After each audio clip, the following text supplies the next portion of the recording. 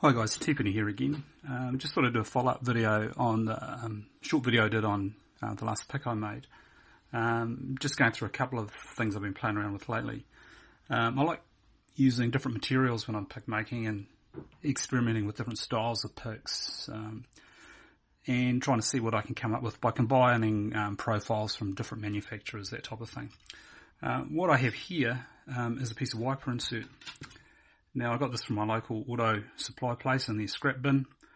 It's stainless, and it's roughly equivalent to the dimensions of a piece of street sweeper bristle, which is steel, and the downside of that is that it can corrode and rust if you don't look after it carefully. So I prefer using the stainless wiper inserts if I can get my hands on it. So I've taken a section of this and made these three picks here. Now, they've all been bent and folded at the same time, so they nestle in nice and neatly. I've called these, instead of bow guitars, I've just called these Trogotas. It's just a play on the name bow guitars. And I've called them Trogotas because they are based on some Sparrows profiles. The first one I made was a Tron style profile to replace the diamond pick. So if I can just separate these, I'll show you these one at a time. Okay, so this is my Tron style profile, designed for single pin picking.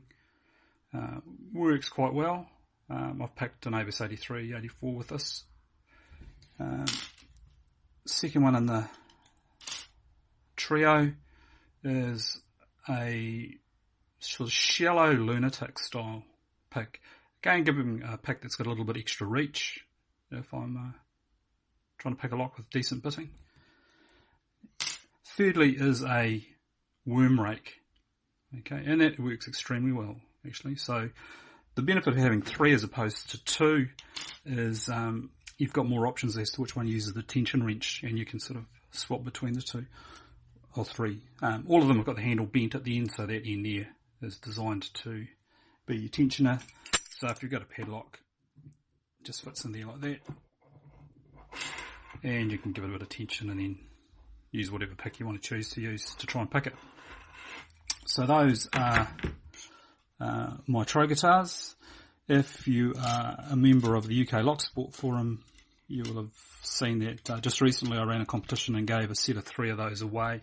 I think it was about last week. So occasionally I give away picks, and the place that I mainly do that is on the UK Lock Sport Forums. So if you're not a member, join, particularly if you want to win a free pick. Okay, so those are the Trogotas. I'll put those over there. Another material I've been experimenting with is just plywood. And I thought, would it make a good handle for a pick? So what I've made here is a Swoop profile pick. The plywood is from a hobby shop that makes or supplies stuff for making model boats and planes and what have you. So this is 3mm plywood, and I've just sort of sanded it to make this pattern to expose the layer underneath. And it's a full tang pick made out of feeler gauge with some brass hollow pins each end. Nice profile, this pick. Again, it's a profile I actually got, or first saw being used by Trekmaster and Daz Evers, I think, from memory. So I've made a few of these for myself, and I really like them. Work really well on lockwood locks. Plenty of meat on them, and give you a lot of lift if you need lift, and you can pick the shallow pins as well. So that's a plywood Swoop. Put that up over here. I made a pick for Foxy a while back, and it was a Tron profile, and he said to me at the time, why don't you make an Atilla, because I quite like the Atilla profile. Again, it's a Sparrows Monstrum profile, so I had a crack at making one of those, and this is my Atilla, again made out of Starrett Feeler Stock, and this is using a wood called figured maple. It's an unusual wood. It almost has a 3D effect if you get it in the right light. Those white stripes sort of create the illusion of depth in the wood. Really unusual stuff.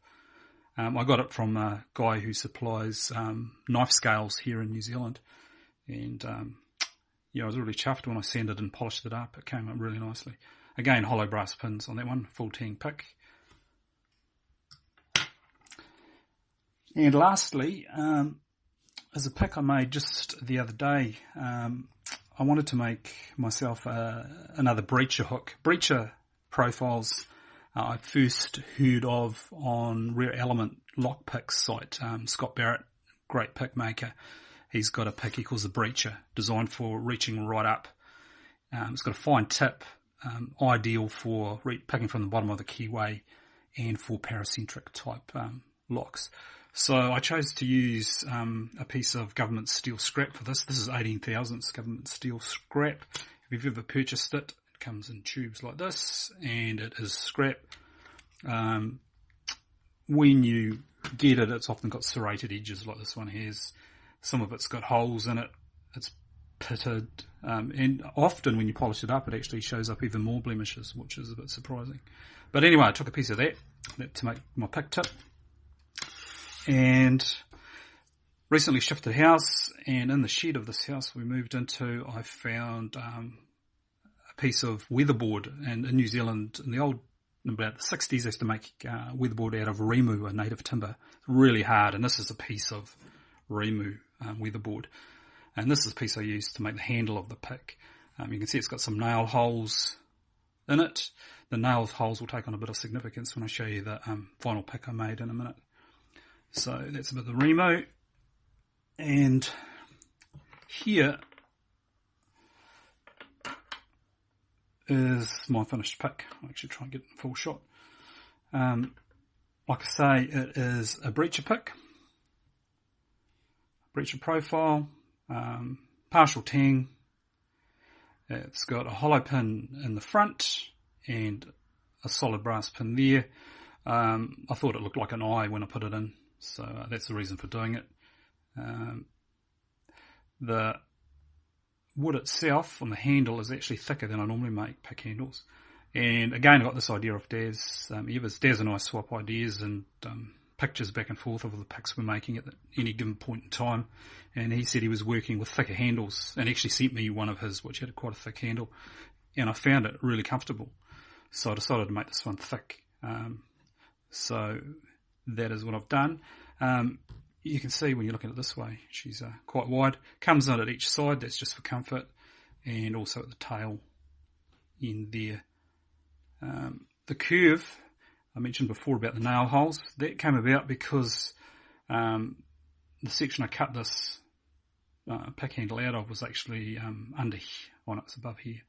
And you can still see part of the nail hole, and that was right up here, and I had to just keep filing away until I eventually got rid of the nail hole, and the curve got higher and higher and higher on the pick because I sort of freeform the handles as I make them, and ended up with this shape, and I quite like it actually. My wife looked at it and said it looked like she's a ballet teacher, and she said looks like a dancer's leg. Other people have told me it looks like a fish.